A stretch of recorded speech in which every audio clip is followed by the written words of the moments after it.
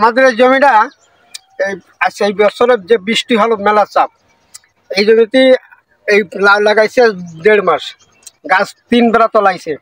এই আন্নের পানি টান দেওয়ার পরে এই গাছগুলো আন্নে স্বাভাবিক হয়ে আসতেছে। এই জন্য প্রতিটা গাছে আগা এসে গেছে ইনশাল্লাহ। এই প্রতিটা গাছের এই আগায় সম্পূর্ণ জালি হবে। এই মানে তার 10-15 দিন পরে এই যে যে জালি কটা আছে এ সব কটা হবে ইনশাল্লাহ। এই প্রতিটা আগায় জালি, 1টা 2টে 3টে 4টে এই একাতে মাথা পুরো 10টা 20টা জালি আছে। এই কাজটাই আইন আর কদিন আল্লাহ মতো দেখে।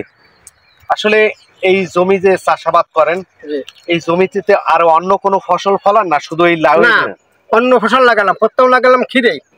এই মাঝে যে ঝড় হয়েছিল, বড় ঝড়, ওই যে গত 6 মাস আগে এসে ঝড়ে মারা যায়। মারা যাওয়ার পরে তারপর লাগাইছিলাম সিম। সিম হয়েছিল ভালো, ওই বটবটি সিম লাম্বাটা। তারপরে কদু লাগাইছি, বুঝছেন। আমরা এই পাইকারি দিয়ে দিই, এই জায়গার থেকে ব্যাপারীরা নিয়ে যায়, নিয়ে ওরা বাজারে নিয়ে বিক্রি করে। তারপরে খুচরো আল্লাহরা নিয়ে নিয়ে। আসলে আপনারা যারা কৃষক আছেন, চাষাবাদ করেন, টাটাচলা করেন, এই যে ফসল ফলান, গাছে দেখা যাচ্ছে কি বিভিন্ন ধরনের সবজির চাষাবাদ করেন, বর্তমান বাজারে আপনি 1 পিস লাউ পাইকারি হিসেবে কয় টাকা দেন? 30 টাকা। বর্তমান বাজারে 1 পিস লাউ কৃষকের হাত থেকে 30 টাকা দিয়ে কিনে নেওয়া হয়। সেই লাউ বাজারে যখন বিক্রি হয় তখন দেখা যায় কি আমরা 1 পিস লাউ 60 টাকা, 70 টাকা, 80 টাকা এইভাবে কিনে খাই। মূলত এইটা হলো খুলনা বিভাগ। আর খুলনায় বিশেষ করে কৃষি চাষাবাদটা বেশি হয়। আপনার সবজি চাষাবাদ, সাদা মাছের চাষাবাদ, এরকম ধরনের চাষাবাদ হয়। আমরা একটু জানতে চাবো আপনার কাছ থেকে যে আসলে এই লাউয়ের যে ডগাগুলো কেটে কেটে আপনারা পাইকারি হিসেবে কত টাকা করে বিক্রি করে থাকেন? আমরা বেশি ধরেন 30 টাকা 20 টাকা এরকম কেজিতে। মানে এই যে লাউর ডগা আছে, এইটা শাক হিসেবে আমরা সবজি হিসেবে অনেক সময় খাই। এইটাকে 30 টাকা, 20 টাকা, 25 টাকা কেজিতে বিক্রি হয়। যখন আপনারা বাজারে যাবেন তখন দেখবেন কি এই লাউয়ের ডগাগুলো 60 টাকা, 70 টাকা, মানে খুলনার যেটা দাম, বাজারের যেই রেটটা সেটা বলছি। কিন্তু আপনারা দেখবেন কি যে ঢাকা আছে, অন্যান্য জায়গায় আছে, দেখবেন 100 টাকায়, 120 টাকায়, এই বিভিন্ন ভাবে এইগুলোর মানে কেজি হিসেবে বিক্রি করা হয়। বিভিন্ন একটা সাইডে চলে এক জমিতে।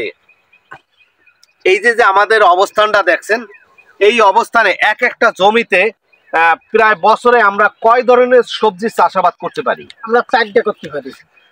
4টে সবজির চাষাবাদ করতে পারি। শুধু সবজির জন্যই এই জমিগুলো উপযুক্ত করা হয়। সিম,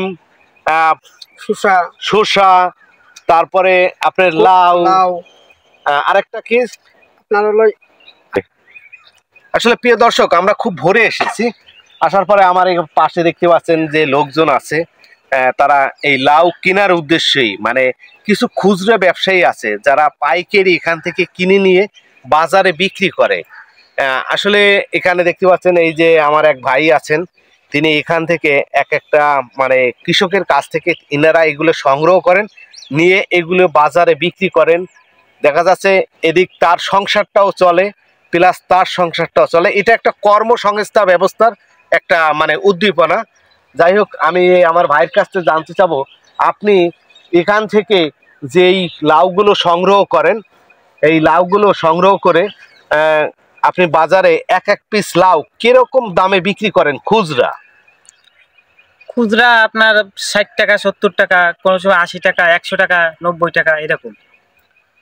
আসলে আপনারা যিনি খুচরা এখান থেকে পাইকারি কেনেন, কিনে নিয়ে মূলত আসলে আপনারা তার মুখ থেকে শুনলেন যে আসলে ইনারা বাজারে যখন বিক্রি করে 60 টাকা, 70 টাকা, 80 টাকা এরকম ভাবে বিক্রি করে। আমরা একটু গোপন রহস্য জানবো যে আসলে ইনারা পাইকারি কয় টাকা পিস লাউ কিনে থাকেন, একটু যদি দর্শকদের উদ্দেশ্যে বলতেন। আসলে মানুষ হিসাবে দামের প্রকারভেদ হিসাবে বিক্রি হয়। এক একজনের ক্ষেত্রে এক এক রকম, যে যেইভাবে নিয়ে পারা যায় এইভাবে চলে। আসলে আপনি পাইকারি 1 পিস লাউ কয় টাকায় কেনেন? আমি গড় হিসাবে কিনে নিয়ে আসি, সেইভাবে দেখা যাচ্ছে যে 30 টাকা 40 টাকা পিস হিসাবে 35 টাকা 25 টাকা সাইজ অনুযায়ী কিনে নিয়েছি। আসলে ইনি যেটা জানালেন, ইনার এক একটা লাউ এক একটা প্রকার ভেদে, ইনারা যখন পাইকারি কেনে তখন তো গড়ে কেনে, আর তখন ছোট বড় মাঝারি সাজারি এই হিসেব করে না, ইনরা একত্রিত কেনে। যখন বাজারে বিক্রি করে তখন ইনরা হিসেব কিতাব করে ওইটাকে একটা কলা কৌশল করে মিলিয়ে তারপরে ওইটাকে বিক্রি করে। যাই হোক, আজকে আপনাদের এই চাষাবাদ, কৃষি চাষাবাদের যে একটা বিষয়গুলো আপনাদেরকে সেটা তুলে ধরলাম, এবং ভিডিওটি কেমন লাগলো অবশ্যই